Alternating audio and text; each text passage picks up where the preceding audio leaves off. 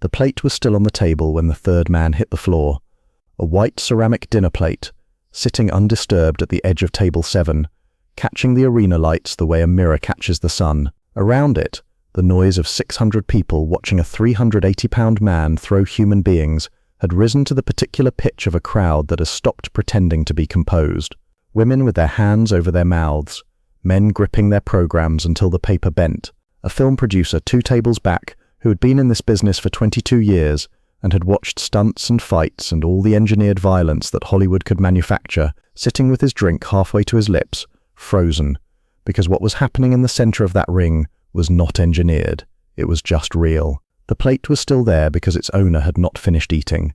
He was standing at the edge of the ring now, arms at his sides, dark jacket, white shirt, 140 pounds of absolute stillness in a room full of noise, watching a 380-pound Texas champion throw a 240-pound former collegiate wrestler over his head like a man tossing luggage. His name was Bruce Lee. The plate could wait. 3 weeks before this night, Charles Beaumont Hartley III had placed an advertisement in 6 Los Angeles newspapers, 4 martial arts publications, and 11 gymnasium bulletin boards across the city.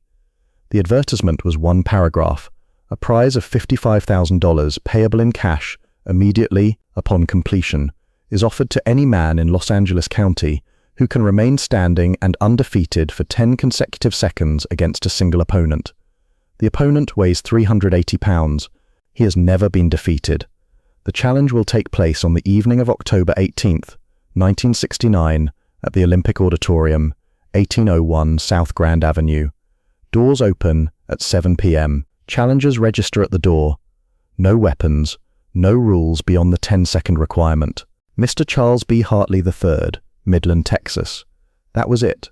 No credentials listed, no explanation of who the opponent was, no photograph, no history, just the weight, the prize, the address, the date. Los Angeles read it and responded the way Los Angeles responds to everything that sounds like an audition, with a line out the door. The Olympic Auditorium on South Grand Avenue held 10,400 people at maximum capacity for boxing events. Hartley had not filled it to maximum capacity. He had filled approximately 600 seats, the front section, the floor seats, the first 6 rows of the lower bowl, with a specific kind of person: film money, oil money, real estate money, the overlap category where those 3 things pooled into something that felt less like wealth and more like architecture, like the invisible structure that determined what got built in this city and whose name went on the plaque. Mixed through this money, wearing gym clothes and street clothes, and the particular expression of men who had been training for something their whole lives, and finally had a legitimate reason to use it, were the challengers. They had been registering since 6 p.m. By 7:15, there were 144 names in the leather ledger that the man in the grey suit kept at the registration table near the auditorium entrance. He wrote each name in careful block letters, noted the time of registration, left a column blank for the duration of engagement. That column would be filled in later. Most of the entries would say, under 4 seconds. Roy Callan entered the ring at 7:30 p.m. He did not enter dramatically. He did not have music. He did not have an introduction from a ring announcer. He walked from the dressing room corridor, through the crowd that parted automatically because the crowd had no choice. 380 pounds of forward-moving mass creates its own lane, ducked under the top rope, and stood in the center of the ring. He looked at the first challenger. The first challenger was 225 pounds, a former USC wrestler, confident in the way that people are confident when they have been the largest or strongest person in every room they have previously entered.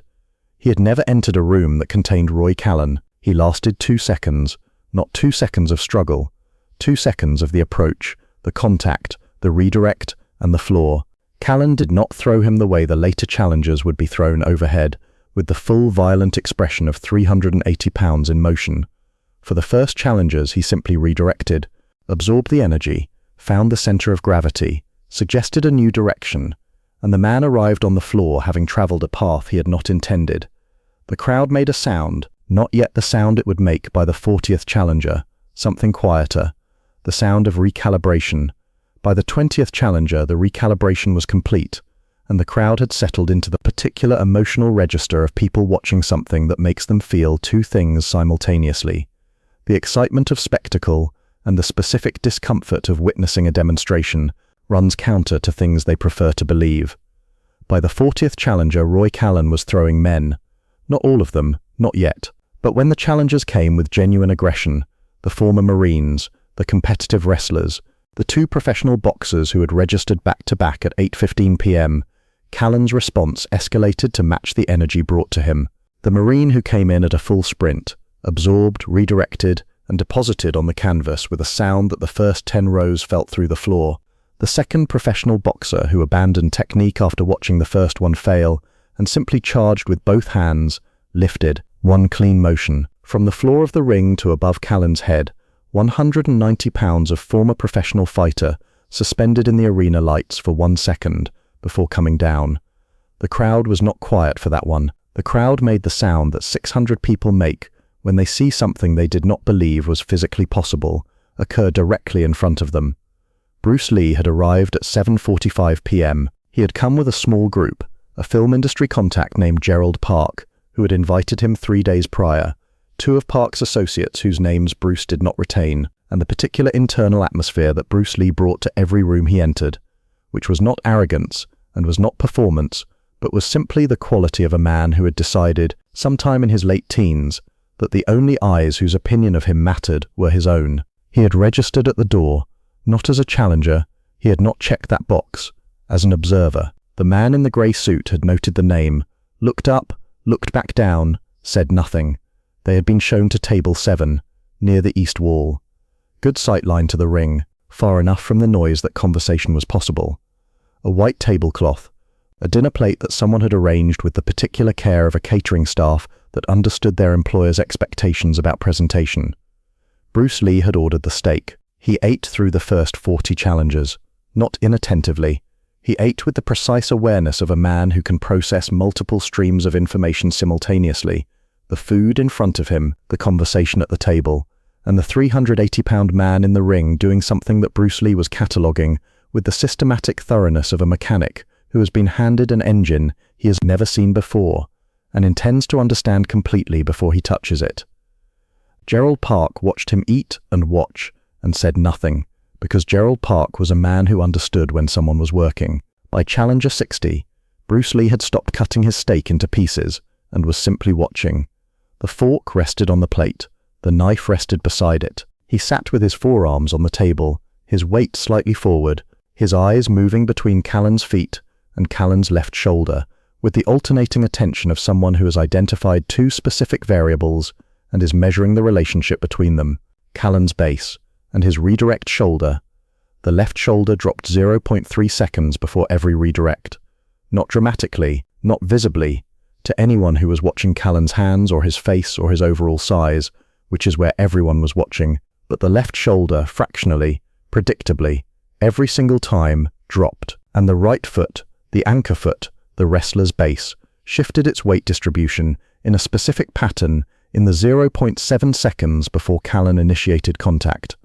Inside edge heavy, a pattern that had probably been built across 23 years of wrestling and had never needed to change because nothing Callan had ever faced had the speed or the sensitivity to read it and respond before he completed the movement. Bruce Lee filed this information and picked up his fork. By Challenger 100, the floor of the ring had become a geography of failure. Men sitting against the ring posts catching their breath. Men walking back to their seats with the careful gait of people reassessing fundamental assumptions. Two men who had not gotten up yet, not seriously injured, just requiring a moment with the canvas that the canvas was generously providing. The crowd's noise had evolved across the evening. Early excitement had passed through recalibration, through something approaching awe, through awe's darker neighbor, the specific unease of watching a demonstration that keeps confirming itself past the point where you expected it to stop. 200 guests had come to this event, expecting a spectacle. They had gotten one. What they had not expected was that the spectacle would be so thorough, so repetitive, so unhesitating in its insistence on proving the same point 100 times in a row. Size wins, every time, without exception. 144 names in the ledger, 144 duration entries, the longest reading 8 seconds, a judo instructor from Pasadena who had gotten hold of Callan's left arm at a particular angle that forced Callan to adjust his base which bought 2.3 extra seconds before the adjustment was complete, and the judo instructor joined the floor geography. 8 seconds, the record. 144 men, the count.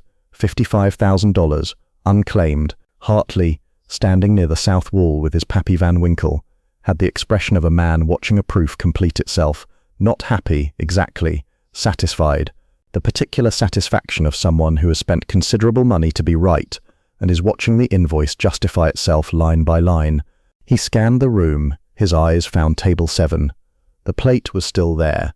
The man who had been eating from it was standing now, had been standing for the last 15 minutes, arms at his sides, at the edge of the ring's territory, watching Roy Callan help challenger 144 find the floor with the same unhurried competence he had used on challenger 1. Small man, dark jacket, forearms that didn't belong to a man that size. Hartley watched him watch Callan. Something about the watching bothered him. It was not passive observation. It had the quality of a conclusion being reached. The quality of a man who started a calculation 3 hours ago and is now arriving at the final line. Hartley crossed the room. "You've been standing here a while," he said. Bruce Lee glanced at him without turning his full body. The glance lasted 1 second. Then his eyes returned to the ring where Callan was rolling his neck, resetting, waiting for number 145. "The food was good," Bruce Lee said. "The education has been better." Hartley looked at him directly. "Education. Watching your man." A pause. "He has a pattern." The word landed differently than Hartley expected, not as a boast, as a statement of observed fact, the tone of a man reporting a weather reading. 144 men just confirmed there is no exploitable pattern, Hartley said. 144 men were watching his hands, Bruce Lee said. The pattern isn't in his hands. The ring was 12 feet away. Callan stood in the center of it, 380 pounds of undefeated theory, waiting for the next number in the ledger. Hartley looked at the small man beside him, at the forearms, at the eyes that were still reading Callan the way a navigator reads a coastline. Not for what it looks like, but for where it will take you if you follow it without adjustment. "The offer is $55,000, Hartley said quietly. 10 seconds. Bruce Lee said nothing for a moment. In the ring, Roy Callan turned his head and looked directly at them both. His eyes moved across Hartley, registered him as already assessed, moved to the man beside Hartley, stopped. He looked at Bruce Lee for 4 seconds. Then he looked away. Then he looked back. In 23 years of confrontations, Roy Callan had developed an involuntary diagnostic, a body reading that operated below the level of conscious thought and delivered a result that his conscious mind then either accepted or ignored. He had ignored it 3 times in his life. Each time, the ignoring had been a mistake. His diagnostic was not delivering a result he recognized. What it was delivering was closer to a question. The specific physical question you ask when you are looking at something that does not fit the categories available to you. He looked at Hartley. Hartley gave him nothing. He looked back at the small man. The small man looked back, calm, present. The way a man looks at something he has already finished understanding. "The pattern," Bruce Lee said to Hartley, without taking his eyes off Callan. "Your man drops his left shoulder 0.3 seconds before every redirect. His right foot shifts inside edge heavy 0.7 seconds before contact. He has done it 144 consecutive times. A pause. He will do it a 145th time. The only question is whether the man in front of him will be in the same position when it happens." Hartley was quiet. The 600-person crowd had noticed the conversation at the ring's edge. The noise had dropped several degrees. People were watching Table 7's owner talking to the large Texan, watching the ring, watching back. The man in the grey suit opened his ledger to a fresh line. His pen was ready. Bruce Lee turned to Hartley. "I'll take the $55,000 offer," he said. He said it the way he said everything, directly, without qualification, without the performance of confidence that people use when they are not actually confident. He said it the way you state a fact that you have already verified and are simply now communicating to someone who has not yet received it. Then he turned back to the ring, picked up his jacket from the back of his chair, folded it, set it on the table beside the dinner plate that had been sitting there undisturbed since Challenger 80, rolled his left sleeve to exactly where he wanted it, rolled his right sleeve, stepped toward the ring.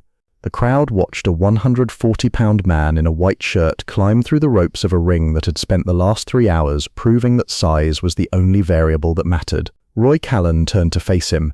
The crowd went so quiet that the sound of Bruce Lee's shoes on the canvas was audible in the 6th row. The man in the grey suit looked at the blank duration column beside the number 145. He waited. The canvas was worn in the center, not from tonight, from years, from the Olympic Auditorium's long history of men standing in this exact spot and discovering things about themselves that the ordinary world had never given them reason to discover. The canvas had absorbed 144 men in one evening and showed nothing. It did not mark the geography of failure. It simply waited for the next thing. Bruce Lee stood on it now, 140 pounds, white shirt, sleeves rolled to the forearm, no shoes. He had removed them at the ring steps without ceremony, the way you remove something that would only slow down information arriving through the floor. His feet on the canvas, bare, reading the surface the way a hand reads a page. 600 people, complete silence. Not the silence of anticipation, the silence of a room that has been making noise for 3 hours and has suddenly run out of it. The silence of 600 people recalibrating simultaneously, running the same arithmetic. 144 men, the longest lasting 8 seconds, the smallest of them weighing 190 pounds, and now a 140-pound man in a white shirt, standing 8 feet from Roy Callan with the expression of someone who has arrived exactly where he intended to arrive. Roy Callan looked at him, not the way he had looked at the other 144. Those looks had been assessments, weight, height, reach, posture, the quick professional reading of a man cataloguing threat level before engagement. This look was different. This was Callan's diagnostic running and returning a result he had not received in 23 years of standing in the center of rings. The result was unknown, not dangerous, not harmless, not large, not small, unknown. The category did not exist in his system. He had built his system across 23 years and 144 consecutive confirmations, and it had never returned unknown before. The return of unknown was itself information. Information that Callan's body registered as a change in the room's atmospheric pressure, a subtle shift that his nervous system noted without his mind yet understanding why. He rolled his neck, left side, right side. The vertebrae released the sounds they always released at this point in the evening. His hands opened and closed once at his sides. He waited for the smaller man to move. The smaller man did not move.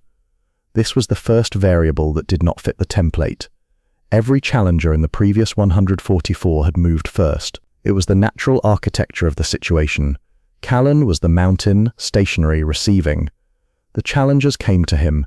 They charged, or they circled, or they attempted the measured approach of men who had trained themselves to control the instinct to rush and were fighting that control visibly in their bodies as they crossed the distance. Bruce Lee stood, 8 feet, canvas between them, 600 people holding something that was not quite breath. He stood with his weight distributed in a way that Callan's diagnostic had no word for. Not the forward lean of aggression, not the backward preparation of someone expecting to receive, not the sideways readiness of a man planning to circle. Something balanced to the degree that balance itself became the posture. Weight neither forward, nor back, nor left, nor right. Simply present. Simply there. Callan waited 4 seconds. Then he moved. He covered the 8 feet in 2 steps. 380 pounds in motion generates its own physics. Not just mass, but the specific momentum of a man who has covered this distance 144 times tonight, and whose body has optimized the approach to a precision that training alone could not produce. 2 steps, his right foot planted at contact range, his arms came up for the initial grip, the grip that had ended 144 attempts. The grip that his hands knew the way a musician's hands know the first chord of a song played 10,000 times. His left shoulder dropped, 0.3 seconds before the redirect, exactly as it had dropped 144 times. Bruce Lee was no longer where he had been, not dramatically, not with the large lateral movement of a man dodging a charge. Something smaller, a diagonal step forward, and to the right, 14 inches, timed to the 0.3 second shoulder drop, with the precision of a man who had been measuring that drop for 3 hours, and had arrived at this moment with the timing already calculated, verified, and filed. Callan's grip found air. In 23 years, Callan's grip had not found air. The sensation, not pain, not impact, just the specific wrongness of a hand that has closed on the expectation of cloth and found nothing, traveled up his arm to his brain in 0.1 seconds. His brain sent back a response that his body was already executing before the response arrived. Adjust, reset, find the target. His right foot, inside edge heavy, began the weight shift, 0.7 seconds before contact, exactly as it had shifted 144 times. Bruce Lee's right hand found Callan's left forearm, not a grip, a contact point, 2 fingers and a thumb on the specific location of the radial nerve above the wrist, the pressure point that Wing Chun practitioners locate by feel rather than by sight, the gate that requires not strength to activate, but angle and compression, and the particular sensitivity of hands that have spent 15 years learning to read force the way a musician reads sound, not with the eyes but with the body. The pressure was 4 pounds. He had 4 pounds of correctly angled compression on a nerve cluster that Callan's 380 pounds had no relevant response to, because you cannot outmuscle a nerve, you cannot absorb a nerve, you cannot absorb a nerve with mass. The nerve simply receives the message the compression sends and responds the only way nerves respond. Callan's left arm opened, not because he decided to open it, because his nervous system received a message he did not send and could not countermand. Second 3, Bruce Lee's left hand came up. It found Callan's right forearm at the same point, same nerve, same angle, same 4 pounds of compression that had no relationship to the 380 pounds above it. A man can bench press 500 pounds and his radial nerve will still open his hand when the gate is correctly compressed. The weight is irrelevant. The nerve does not know what the muscle knows. The nerve only knows what it is told. Callan's right arm opened. Both hands, the hands that had ended 144 consecutive attempts, the hands that had lifted men overhead, that had redirected wrestlers and boxers and Marines, were open at his sides, not because Callan had decided to open them, because Bruce Lee had sent 2 4-pound messages to 2 nerve clusters, and the messages had been received and acted upon below the level of any decision Callan could make. Second 4. Bruce Lee was inside Callan's reach.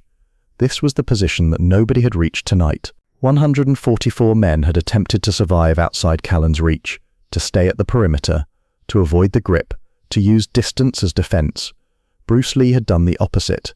He had stepped inside, into the space that Callan's size normally made inaccessible. The close distance where 380 pounds of mass loses its primary advantage because mass requires room to operate, and room had just been removed. Inside this distance, at this range, the mass differential between 380 and 140 pounds was not the primary variable.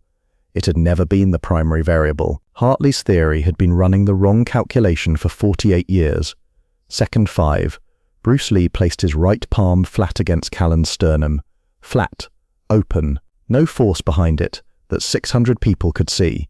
It looked, to the woman in the 4th row, who described it later to her husband, and then to her sister, and then to anyone who asked her about that October evening for the next 30 years, like someone placing a hand on a wall to test its temperature. Gentle, impossibly gentle for what happened next. What happened next was that 380 pounds of Roy Callan, the undefeated record, the 144-man ledger, the Texas theory, 23 years of confirmation that size was the primary variable, began to move backward, not falling, not thrown, moving, the specific movement of a structure whose foundation has received information it cannot process and has responded by releasing its certainty about where the floor is. One step back, Callan's right foot finding the canvas in a location it had not planned to find, his arms reaching for balance, the involuntary windmill of a large man whose center of gravity has been relocated without his participation.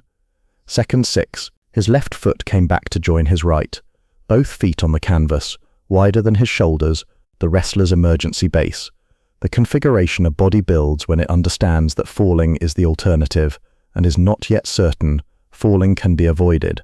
He was not falling, but he was not where he had been, and Bruce Lee was standing in the space where Callan had been standing. Callan's space, the center of the ring. Second 7, 8, 9, nothing. Bruce Lee stood in the center of the ring with his arms at his sides and his weight balanced and his breathing at the same rate it had been when he climbed through the ropes. Callan stood 2 steps back, both feet wide, both arms extended slightly for balance, processing what his body had just reported to his brain and finding no adequate framework for the report. The crowd was not breathing, not metaphorically. The collective respiratory function of 600 people had undergone a genuine suspension, the involuntary pause that the human body performs when solid. The visual cortex sends information that the brain's existing models cannot accommodate, and the brain briefly stops all non-essential processes to allocate full resources to understanding what it just saw. The man in the grey suit had stopped writing. His pen was on the paper. The ink was making a small dot that would still be visible on the ledger 40 years later. He had stopped mid-entry because the entry required a number, and the number required that he know what was happening, and he did not yet know what was happening. Hartley had set down his bourbon. He had set it down at second 2, and had not picked it up again. His hand was still in the position of setting it down, slightly extended, fingers open, the posture of a man who has released something without deciding to release it, because his full attention has been taken by something else entirely. Second 10. Bruce Lee looked at Roy Callan, direct, calm, no triumph in the look, no performance of victory, the look of a man who has just demonstrated a thing he already knew and is now waiting for the demonstration to be acknowledged, so the conversation can continue. He did not speak. He did not need to speak. The 10 seconds spoke. The sound the crowd made was not a cheer. A cheer has shape to it, a beginning, a peak, a recognition of something won. What 600 people produced in the Olympic Auditorium on October 18, 1969, was something older and less organized than a cheer. It was the sound of a room full of people exhaling a held breath and discovering, in the exhale, an emotion they had not arrived at this event expecting to feel. It was not excitement. It was something closer to the sensation of standing at the edge of something very large, a canyon, an ocean, a realization, an understanding that the scale of what you are looking at is larger than the scale of your previous understanding. Callan stood in the ring. His diagnostic was running and returning no result, because the result existed outside the categories available to it. He looked at his hands, both of them open, both of them empty, both of them tingling with the specific residual sensation of nerve compression that had already faded, but whose memory the nerve endings were still reporting. He had not been hit. He had not been thrown. He had not been hurt. He had simply been, for 10 seconds, for the first time in 23 years, moved, not by force, not by mass, not by anything his 23 years had taught him to recognize as the mechanism of his defeat, by something his system had no word for and his body had no defense against, because you cannot defend against a language you have never heard. He looked at Bruce Lee. Bruce Lee looked back, and Callan, 380 pounds, 23 years, 144 consecutive confirmations of a theory about size and primacy and the arrangement of the world, did something that surprised every person in the auditorium, including himself. He nodded. Not the nod of defeat, not the nod of concession.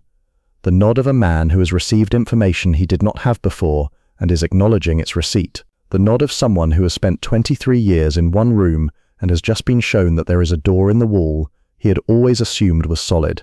He turned, walked to the ropes, ducked under, walked back toward the corridor. No ceremony, no conversation. Just the walk of a man who has a great deal to think about and has decided to begin immediately. The man in the grey suit looked at his ledger. He looked at the number 145. He looked at the duration column beside it. He wrote 10 seconds. Then he paused, looked at what he had written, crossed it out, wrote instead, full duration, undefeated. He looked at that for a moment, then he closed the ledger. Hartley picked up his bourbon. He did not drink it. He held it and looked at the ring where Bruce Lee was climbing back through the ropes, retrieving his jacket from the back of his chair, shaking it once to release any wrinkles, putting it on with the same unhurried attention he gave to everything. The plate was still on the table. Hartley looked at the plate, at the jacket being buttoned, at the 140-pound man who had just walked into the center of his 48-year theory and stood in the middle of it for 10 seconds without using force, without throwing a punch, without doing anything that Hartley's previous framework for physical confrontation contained a category for. He crossed the room. Bruce Lee was buttoning his second button when Hartley arrived. He did not look up. "The $55,000, Hartley said. "Yes," Bruce Lee said. "It's yours." Bruce Lee finished the button, looked up, met Hartley's pale blue eyes, the eyes that 30 years of employees had described as the eyes of a man who had never doubted a decision, and held them. "Keep it," he said. Hartley said nothing. "Give it to the 144 men," Bruce Lee said, "divided equally. They each paid for part of tonight's education. They should each receive part of the return." He picked up his jacket from the chair, looked at Hartley one last time. "Your theory was almost right," he said. "Size is a primary variable. But the primary variable—" He paused, and in the pause the entire Olympic auditorium, the 600 people, the worn canvas, the closed ledger, the bourbon glass, the dinner plate on table 7, all of it held still for one more second, "is what you've done with the years you were given." He nodded once, walked toward the exit. 600 people watched him go. Nobody said anything until he was through the door. Then the room began, slowly, to breathe again. The plate sat on table 7 until the catering staff cleared it at 11:30 p.m. The man in the grey suit filed the ledger in a box that eventually made its way to a storage unit in Culver City, where it sat for 22 years until the unit's contents were auctioned in 1991. The ledger sold for $4. The buyer used it to press flowers. The entry on the final page, 145, full duration, undefeated, was preserved between 2 pages of dried lavender. Hartley flew back to Midland the following morning. He did not revise his theory publicly. He did not speak about the evening at the Olympic Auditorium in any interview, any business meeting, any conversation his associates could later recall. He did one thing. He called his accountant in Houston and instructed him to divide $55,000 into 144 equal parts and deliver each part anonymously to the address on file for each registered challenger. The accountant asked no questions. He had worked for Hartley for 19 years.